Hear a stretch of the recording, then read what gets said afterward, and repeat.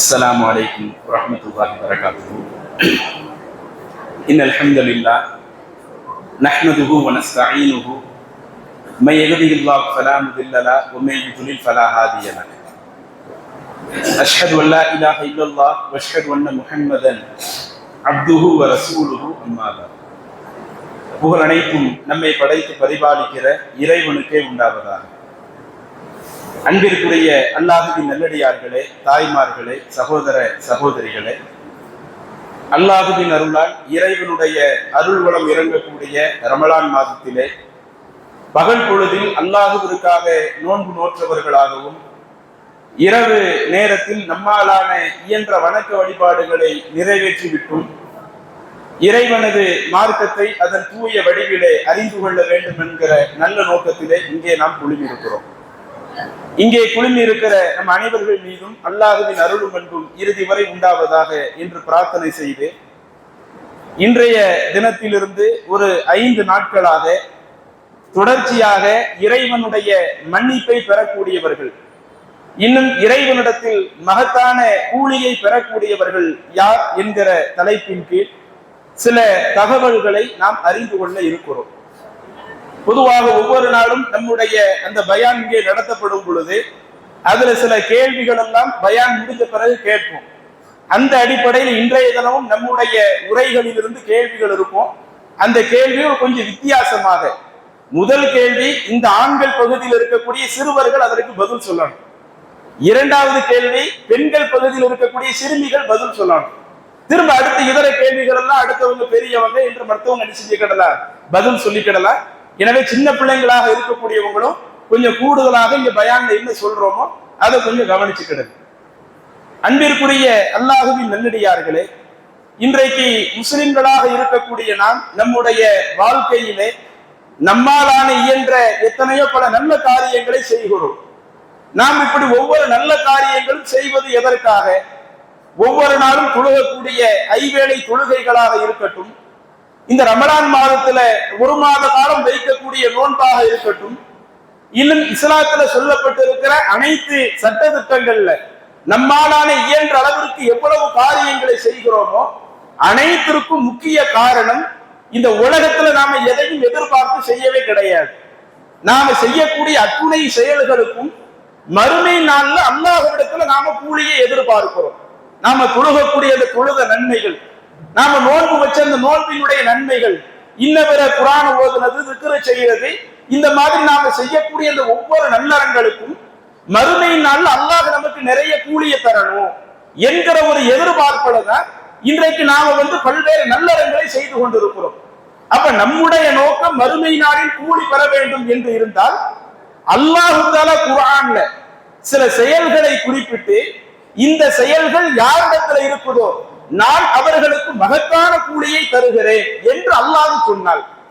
அதே மாதிரி சில காரியங்களை குறிப்பிட்டு, யார் அதுல இந்த உலக விஷயங்கள்ல கரெக்டா அதுல நடந்துக்கிறாங்களோ அவங்க செய்யக்கூடிய பாவத்தையும் மன்னிக்கிறேன் என்று அல்லாஹ் சொன்னாள். அப்ப அது போன்ற விஷயங்கள்ல நாம கொஞ்சம் கூடுதல் கவனம் எடுக்கணுமா இல்லையா? இன்னைக்கு இந்த உலகத்துல மத்த சமூக மக்களை விட நாம நம்மாலான இயன்ற காரியங்கள் அத்துணையும் செய்வதற்கு மறுமை நாள்ல நாம அல்லாஹ்விடத்துல சொர்க்கத்தை பெறணும் என்பதுதான் மிக முக்கிய நோக்கமாக இருந்தால் அந்த மகத்தான கூலி கிடைப்பதற்கும், இன்னும் நாம மனிதன் அடிப்படையில சின்ன சின்ன தவறுகள் செஞ்சிருப்போமே, அந்த தவறுகள் எல்லாம் அல்லாஹ்வால் மன்னிக்கப்பட்டால் தான் ஒரு பக்கம் நம்மளுடைய தவறுகளும் மன்னிக்கப்பட்டு இன்னொரு புறம் நிறைய நல்லறங்களும் இருந்தால் நாம் சொர்க்கம் செல்வது ரொம்ப இலகுவாக போய்விடலாம். அப்ப இந்த 2 விஷயங்களிலேயும் நாம் சற்று கூடுதல் கவனம் எடுக்க வேண்டும் என்றால் அதற்கு அல்லாஹ் தஆலா நம்மளிடத்துல என்னென்ன தன்மைகளை சொல்லுகிறான் என்று நீங்கள் எடுத்து பார்த்தால், சூரா அஹ்ஸாப் குர்ஆன்ல 33வது அத்தியாயத்துல 35வது வசனத்துல அல்லாஹ் தஆலா சில தன்மைகளை சொல்ல இருக்கிறான். அந்த தன்மைகளை தான் நம்ம 5 நாளாக என்ன செய்ய இருக்கிறோம், அதுல எவ்வளவு நம்ம பிரிச்சு பார்க்க முடியுமோ அவ்வளவு பார்க்க இருக்கிறோம். அல்லாஹ் சொல்லக்கூடிய தன்மைகள் என்ன? நாமெல்லாம் அதிகமாக பயான்கள்ல கேள்விப்பட்ட ஒரு செய்தியும் கூட, இன்னல் முஸ்லிமீன வல் முஸ்லிமாத், முஸ்லிமான ஆண்களுக்கும் முஸ்லிமான பெண்கள் அவர்களுக்கும், வல் முஃமினீன வல் முஃமினாத், நம்பிக்கை கொண்ட ஆண்கள் பெண்கள், வல் கானித்தீன வல் கானிதாத், கட்டுப்பட்டு நடக்கக்கூடிய ஆண்கள் பெண்கள், வஸ் சாதிகீன வஸ் சாதிகாத், உண்மையாக நடக்கிற உண்மை பேசுகிற அந்த ஆண்கள் பெண்கள், பொறுமை மேற்கொள்ளக்கூடிய ஆண்கள் பெண்கள், இறையச்சத்தோடு நடக்கக்கூடிய ஆண்கள் பெண்கள், தர்மம் செய்யக்கூடிய ஆண்கள் பெண்கள், நோன்பு நோக்கக்கூடிய ஆண்கள் பெண்கள், கற்பொழுக்கங்களை பேணக்கூடிய ஆண்கள் பெண்கள், அல்லாஹ்வை அதிகம் அதிகம் நினைக்கக்கூடிய ஆண்கள் பெண்கள்.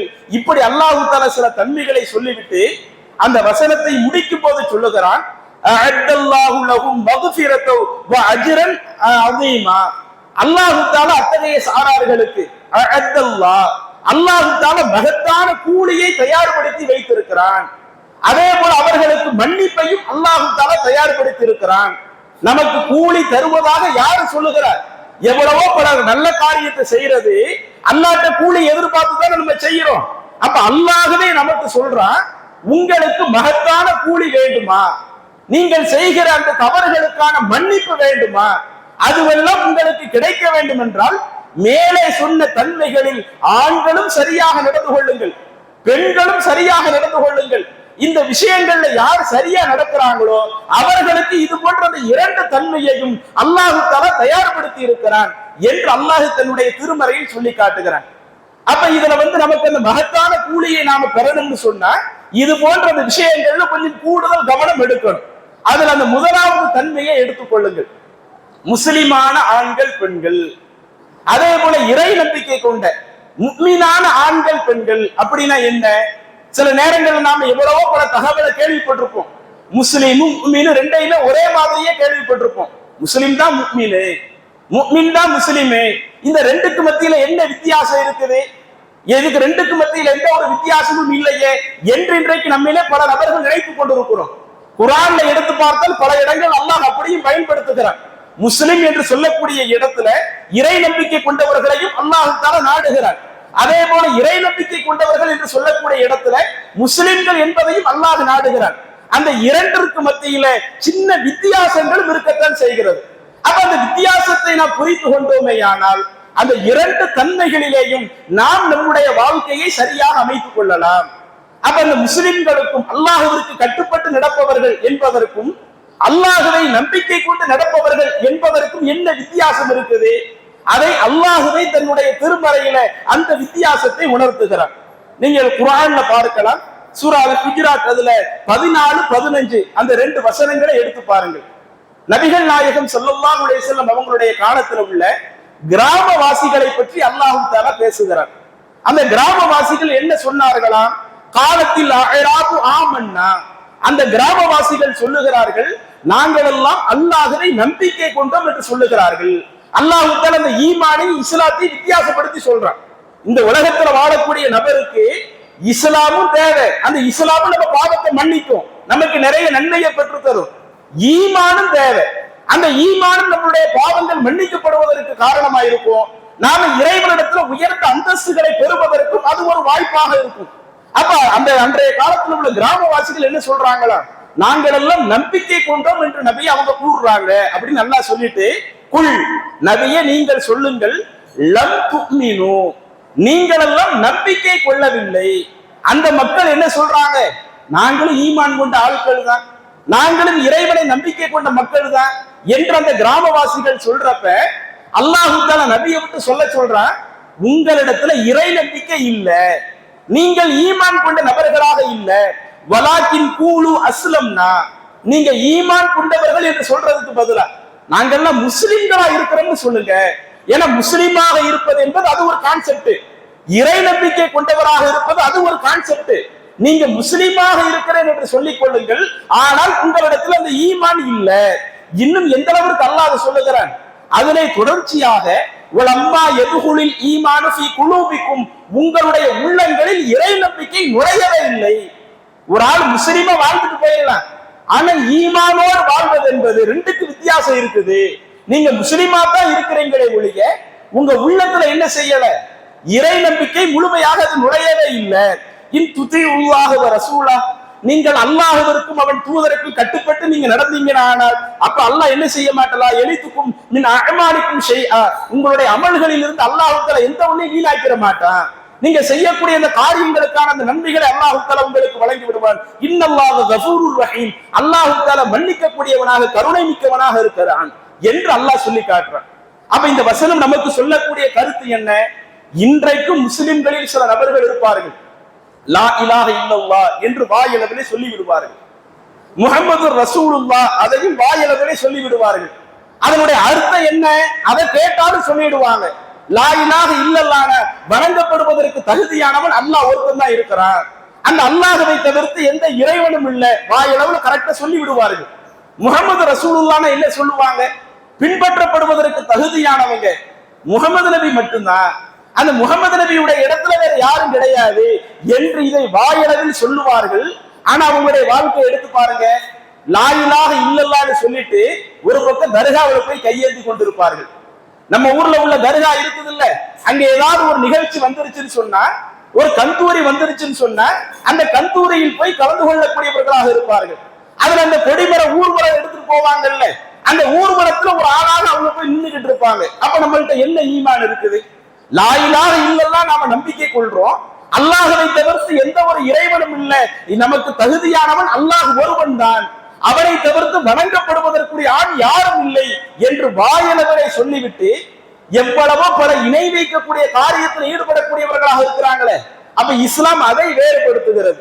அன்றைக்கு இருக்கக்கூடிய அந்த கிராமவாசிகள் அவங்க முஸ்லிமாக இருந்தார்களே ஒழிய அவங்களிடத்துல இறை நம்பிக்கை ஒழுங்காக இல்லாத காரணத்தினால தான் குறிப்பிட்ட அந்த சாரார்கள் நாங்கள் நம்பிக்கை கொண்டோம் என்று சொல்லுகிற பொழுது உங்களிடத்துல நம்பிக்கை இல்லை, உங்க உள்ளத்துல அந்த ஈமான் உறுதியாக ஆகல என்று அல்லாஹ் சொல்லிவிட்டு தேவை என்றால் நாங்க முஸ்லிமாக இருக்கிறோம் நீங்க சொல்லிக்கிடுங்க அப்படின்னு அல்லாஹ் தஆலா சொல்லிட்டு அந்த 15வது வசனத்துல நம்பிக்கையாளர்கள் என்றால் யார்?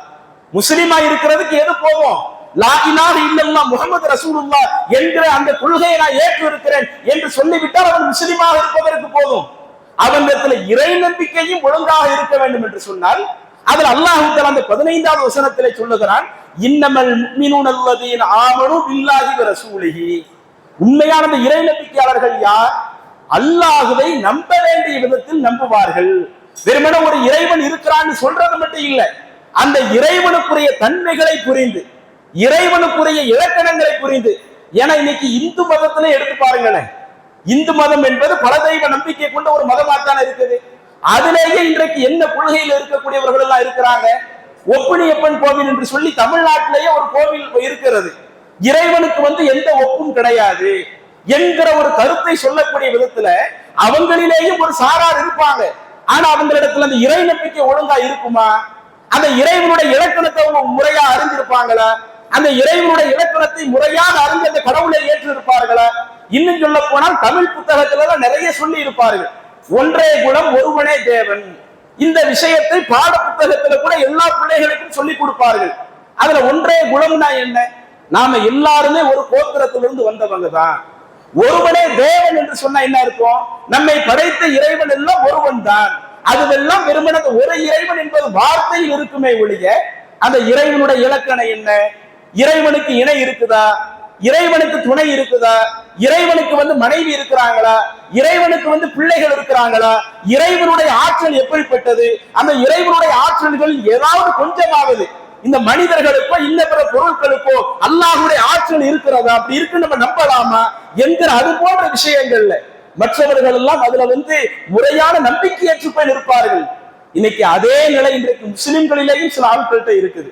அப்ப அதனாலதான் அல்லாஹ் தஆலா சொல்லுகிறான், உண்மையிலேயே நம்பிக்கை கொண்டவர்கள் யார் என்று சொன்னால் அல்லதீன ஆமனு பில்லாஹ், அவர்கள் அல்லாஹ்வை நம்பிக்கை கொள்ளக்கூடியவர்களாகவும் வ ரசூலிஹி, அவனுடைய தூதரையும் நம்பிக்கை கொள்ளக்கூடியவர்களாக இருப்பார்கள். இன்னும் அதற்கடுத்து சில விஷயங்கள் தங்களுடைய பொருளால அல்லாஹ்வுடைய பாதையில என்ன செய்வாங்க? தர்மம் செய்யக்கூடியவர்களாக, உடலாலும் பொருளாலும் ஜிஹாது செய்யக்கூடியவர்களாக, இது போன்ற அந்த தன்மை அவர்களிடத்துல இருக்கும். உலாயிக ஹுமு சாதிக்கும், அவர்கள் தான் உண்மையாளர்கள் என்று அல்லாஹ் சொல்லி காட்டுகிறான். அப்ப இந்த வசனம் நமக்கு எதை தெளிவுபடுத்தி விடுகிறது? இஸ்லாம்னா என்ன, ஈமான்னா என்ன? ஈமான் என்று சொன்னால் இறைவனை நம்ப வேண்டிய முறையில் நாம நம்பணும். அதே மாதிரி இறை தூதரை நம்ப வேண்டிய முறையில் நாம நம்பணும். இன்னும் அந்த ஈமான்ல இருக்கக்கூடிய அடுத்தடுத்த அம்சங்கள் எல்லாம் இருக்கிறது. மலக்குமார்களை நம்புறது, வேதங்களை நம்புறது, நபிமார்களை நம்புறது. அப்ப இது போன்ற அனைத்து விஷயங்களிலேயும் நாம் உறுதியாக இருந்தால்தான் நாம நம்பிக்கை கொண்டவராக இருக்க முடியும். அதே மாதிரி லா இலாஹ இல்லல்லாஹ் முஹம்மது ரசூலுல்லாஹ் என்ற கொள்கையை ஒருவர் ஏற்றால் அவர் இஸ்லாத்தில் உள்ள ஒருவராக இந்த உலகத்தில் பயணிக்க முடியும். அதுல அல்லாஹ் நம்மள்ட்ட எதை எதிர்பார்க்கிறான்? இந்த இஸ்லாமியர்களாகவும் நாம இருக்கணும், இறை நம்பிக்கை கொண்டவர்களாக நாம இருக்கணும். அந்த இரண்டு தன்மைகள் நம்ம இடத்துல சேர்ந்தே இருக்க வேண்டும் என்று அல்லாஹ் தான் எதிர்பார்க்கிறான். சரி, இப்ப முஸ்லிம்கள்னா யாரு? முஸ்லிம்களுடைய தன்மைகளை பற்றி அல்லாஹ் தஆலா என்னென்ன சொல்லுகிறான் என்று நீங்கள் எடுத்து பார்த்தால் இதையெல்லாம் நாம நம்மளுடைய வாழ்க்கையோடு ஒப்பிட்டு பார்க்கணும். நாம முஸ்லிம்களுடைய தன்மைகள் எல்லா விஷயத்திலையும் சரியா இருக்கிறோமா என்பதை நாம் சற்று ஒப்பிட்டு பார்க்க வேண்டும். முஸ்லிம்கள் என்றால் யார்? முழுக்க முழுக்க அல்லாஹ் சொன்ன இந்த மார்க்கத்தை ஏற்றுக்கொள்ளக்கூடியவர்கள். இறை தூதர் நமக்கு எதை வழிகாட்டுகிறார்களோ வழிகாட்டக்கூடிய அந்த கொள்கையை ஏற்றுக்கொள்ளக்கூடியவர்கள் தான் அவர்கள் முஸ்லிம்களாக இருக்க முடியும். அல்லாஹ் தஆலா தன்னுடைய திருமறையில சூரா பக்கராவில 111 112 அந்த 2 வசனங்கள் அல்லாஹ் தஆலா சொல்லி காட்டுகிறான். 2 வசனத்துல என்ன செய்தியை சொல்லுகிறான்? அன்றைய காலத்துல உள்ள யூதர்களை பற்றி அல்லாஹ் எடுத்து சொல்றான். வகாலு லை யதுகுலல் ஜன்னத இல்லா மன் கான ஹூதன் அவ் நஸாரா. அந்த யூத கிறிஸ்தவர்களை பற்றி அல்லாஹ் தஆலா பேசும் பொழுது யூத கிறிஸ்தவர்கள் என்ன சொல்லி வந்தாங்க? ஒருவர் மறுமை நாளில் சொர்க்கம் செல்ல வேண்டும் என்றால் அவர் இந்த உலகத்துல எப்படியா இருக்கணுமா? யூதனாக வாழ வேண்டுமா, அவ் நசாரா அல்லது கிறிஸ்துவராக வாழ வேண்டுமா? இப்படி யூதராக வாழ்ந்து கிறிஸ்துவராக வாழ்ந்தால்தான் அவங்க மறுமையில் என்ன செய்ய முடியும்? சொர்க்கம் போக முடியும். அந்த கொள்கையை ஏற்காமல் ஒருவர் வாழ்ந்தால் அவர் மறுமையில் என்ன செய்ய முடியாது? சொர்க்கம் போக முடியாது என்கிற ஒரு கருத்தை அவர்கள் கூறுகிறார்கள் என்று அல்லாஹ் தஆலா சொல்லிவிட்டு அதற்கு அடுத்ததுல சில விஷயங்கள் அல்லாஹ் சொல்லி கேட்கிறார். குல் நபியை நீங்க அவங்கள்ட்ட கேளுங்க, ஹாத்து புர்ஹானக்கும், நீங்க இப்படி சொல்றீங்க, அதுக்கு என்ன ஆதாரம்? யூத மதத்தில் ஒருவன் இருந்தால்தான் சொர்க்கம் போக முடியும், கிறிஸ்துவ மதத்தில் இருந்தால்தான் ஒருவன் சொர்க்கம் போக முடியும். இதை விடுத்து வேற ஒரு கொள்கை இந்த உலகத்துல பின்பற்றினால் அவன் சொர்க்கம் போக முடியாது என்பதற்கு எவிடன்ஸ் ஏதாவது இருக்குதா? ஆதாரம் ஏதாவது இருக்குதா? அப்படி ஆதாரம் இருந்தால் ஆதாரப்பூர்வமாக அதை சொல்லுங்க என்று நபியை நீங்கள் அவர்களிடத்தில் ஆதாரத்தை கேளுங்கள். இன்குன்தும் சாதித்தீன், நீங்கள் உண்மையாளராக இருந்தால் ஆதாரத்தோடு அதற்கு பதில் சொல்லுங்க என்று அல்லாஹ் தஆலா நபியை விட்டு கேட்க சொல்லிவிட்டு அதற்கு அடுத்து அல்லாஹ் தஆலா சொல்லுகிறான், பலா மன் அஸ்லம வஜ்ஹஹு லில்லாஹி வஹுவ முஹ்சினுன்.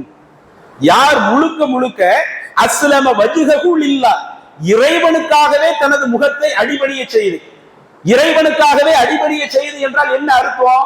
அல்லாஹ் தஆலா நமக்கு ஒரு செய்தியை சொல்லி, அது எந்த செய்தியா கூட இருக்கட்டும், வணக்க வழிபாட்டை பத்தி அல்லாஹ் சொல்றானா, இறைவனுக்காக அதுல அப்படியே சரண்டர் ஆயிடும். இறைவன் சொன்ன மாதிரி என்னுடைய வணக்க வழிபாடு அமைச்சுக்குவேன்.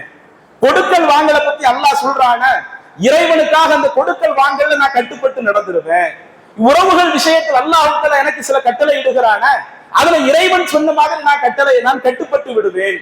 இந்த உலகத்தில் உள்ள அத்துணை விஷயத்திற்கும் அல்லாஹ் தஆலா சொல்லுகிறான், மன் அஸ்லம வஜ்ஹஹு லில்லாஹ், தனது முகத்தை முழுக்க முழுக்க அல்லாஹ்விற்காக அடிபணிய செய்து, வஹுவ முஹ்சின், அவர் பல நல்ல காரியங்கள் செய்கிற நிலையில யார் முழுக்க முழுக்க தன்னுடைய முகத்தை அல்லாஹ்விற்கு அடிபணிய செய்து அந்த முஸ்லிமாக வாழ்கிறாரோ, ஃபலஹு அஜ்ருஹு இன்த ரப்பிஹி, அவருக்கு அவருடைய கூலி அல்லாஹ்விடத்துல இருக்கிறது என்று அல்லாஹ் சொல்லிவிட்டு அடுத்து சொல்லுகிறான், வலா ஹவுஃபுன் அலைஹிம் வலா ஹும் யஹ்ஸனூன், அவர்களுக்கு அந்த மறுமை நாள்ல எந்த பயமும் இல்லை, அவங்க அந்த நாள்ல எதுக்கு கவலைப்பட மாட்டாங்க. எதுக்கு கவலைப்படணும்?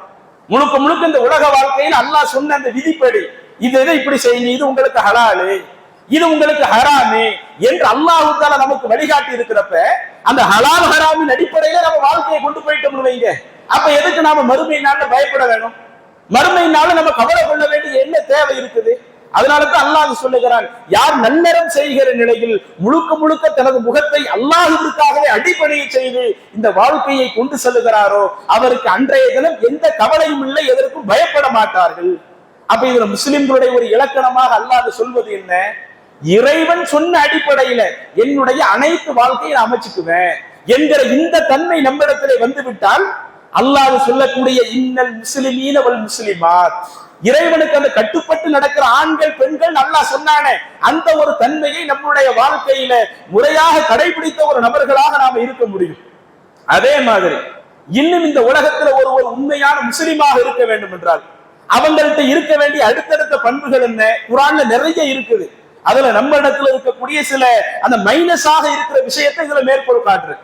நான் அல்லாஹ் தஆலா தன்னுடைய திருமறையில சொல்லுகிறான், சூரா ஃபுஸ்ஸிலாத்ல 33வது அந்த வசனத்தில் அல்லாஹ் தஆலா சொல்லி காட்டுகிறான், வமன் அஹ்ஸனு கௌலன், ஒரு சிறந்த கூற்றை சொல்லக்கூடியவன் யார்? மிம்மன் தஆ இலல்லாஹ், அல்லாஹ்வின் பக்கம் மக்களை அழைத்து, வ அமில சாலிஹன், நல்ல காரியங்களை செய்கிறானே, இவனை விட ஒரு சிறந்த கூற்றுக்குரியவன் யாராக இருக்க முடியும்? யார் ஒரு சிறந்த கூற்றுல இருக்கிறாங்க? அவங்க அல்லாஹ்வினுடைய கொள்கையில இருக்கிற மாதிரி தஆ இலல்லாஹ், அவங்க அடுத்தவங்களை என்ன செய்யணும்? அல்லாஹ்வுடைய அந்த கொள்கையை நோக்கி அழைக்கணும், தாவா பணியில ஈடுபடணும். அமில சாலிஹன், இன்னும் நல்லறங்களிலேயும் அவர்கள் செய்யணும்.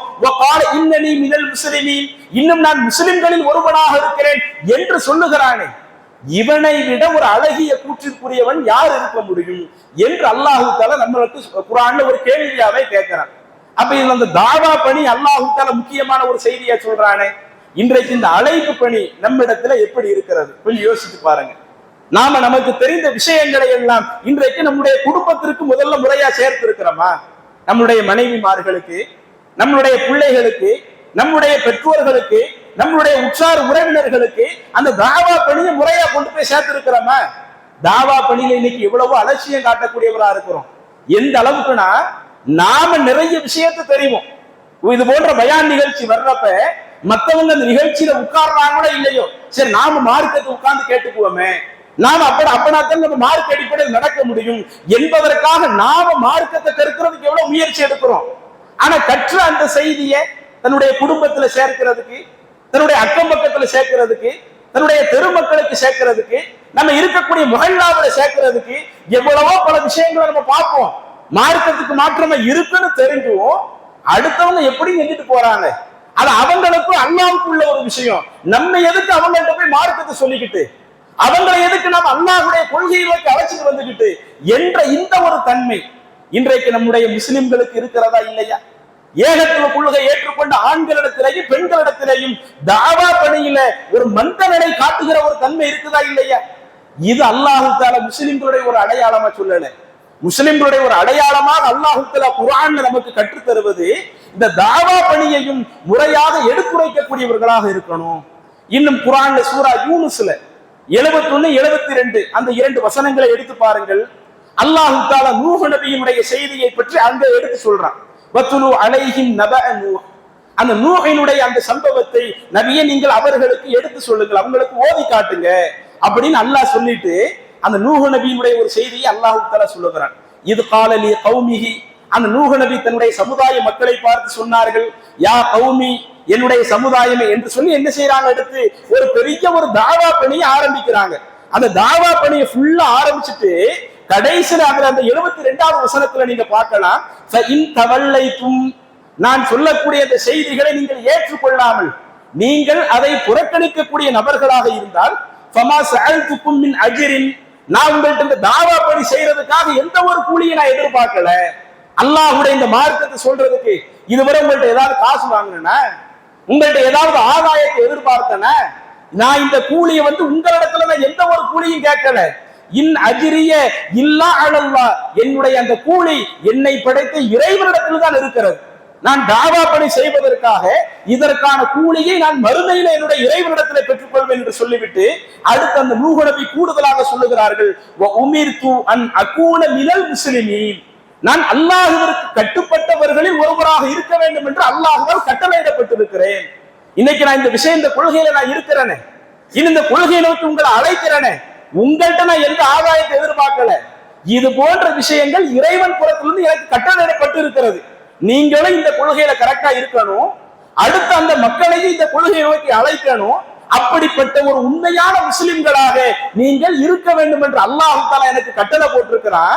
அந்த கட்டளைக்கு இணங்கதான் நான் இந்த பிரச்சார பணியை செய்கின்றேனே ஒழிய இந்த தாவா பணிக்காக நான் உங்களிடத்துல எந்த ஆதாயத்தை எதிர்பார்க்கல. உங்கள்கிட்ட எந்த ஒரு கூலியை எதிர்பார்க்கல என்கிற ஒரு தகவலை நூஹ் நபி சொல்வதை அல்லாஹ் தஆலா எடுத்துரைக்கிறானே. அப்ப இதுவெல்லாம் நமக்கு சொல்லக்கூடிய செய்தி என்ன? முஸ்லிமாக இருப்பது எப்படி அல்லாஹ் தஆலா கற்றுத்தந்த நடைமுறைப்படி நம்முடைய வாழ்க்கையை அமைப்பது, அது ஒரு முஸ்லிமுடைய ஒரு இலக்கணமோ, அதே போல இறைவனுடைய அந்த மார்க்கத்தை நோக்கி அடுத்தவர்களை அழைப்பதும் ஒரு முஸ்லிமான ஆணிற்கும் பெண்ணிற்கும் இருக்க வேண்டிய ஒரு இலக்கணமாக அல்லாஹ் தஆலா சொல்லி காட்டுகிறான். அதே மாதிரி இன்னும் அந்த முஸ்லிம்களுடைய சில இலக்கணங்கள் இருக்கத்தான் செய்கிறது.